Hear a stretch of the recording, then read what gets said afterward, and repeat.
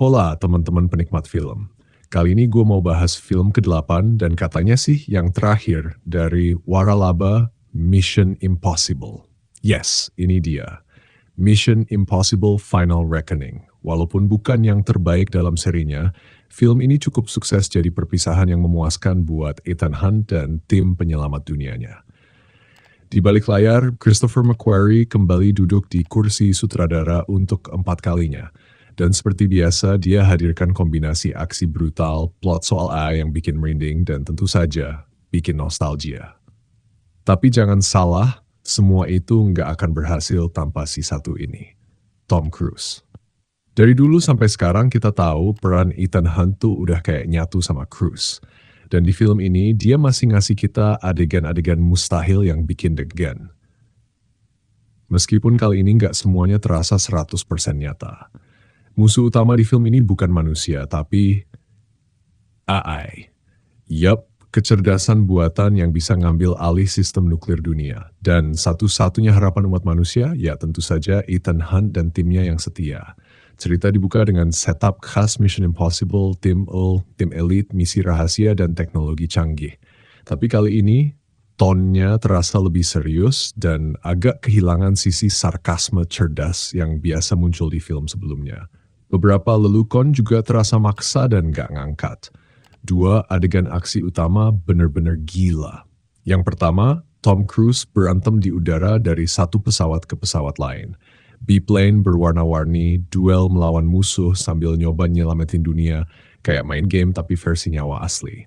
Yang kedua, adegan bawah laut yang katanya terinspirasi dari gaya James Cameron. Ethan Hunt nyelam ke kapal selam tenggelam, masuk ke tabung logam dan bertarung dengan waktu dan tekanan.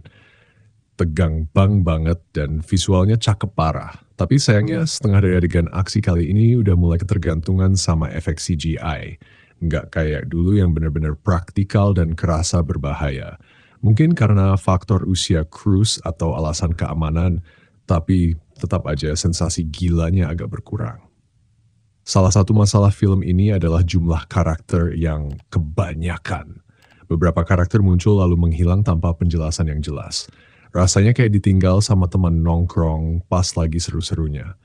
Dan meskipun film ini mencoba jadi rekap besar dari semua film-film sebelumnya, kadang malah jadi kebanyakan kilas balik dan referensi yang nggak semua penonton paham.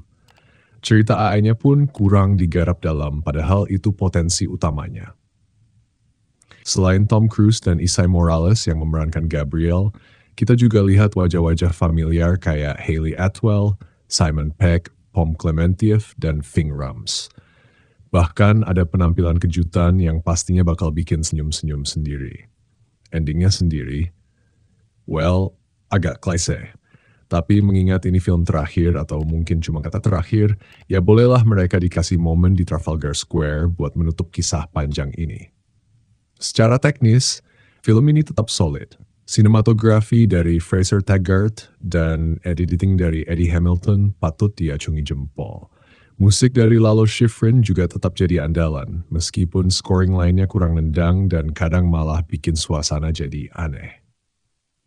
Mission Impossible Final Reckoning bukan yang terbaik dalam seri ini, tapi tetap jadi penutup yang cukup solid. Kalau kamu cari tontonan penuh aksi, visual megah, dan Tom Cruise yang masih nekat, ini masih layak banget buat ditonton. Tapi kalau kamu berharap lebih banyak soal cerita dan kedalaman emosi, mungkin kamu bakal merasa ini sedikit mengecewakan. Final verdict dari gua, 7 dari 10. Worth it, tapi nggak sampai bikin melongo seperti dulu. Kalau kalian udah nonton, coba tulis pendapat kalian di kolom komentar ya.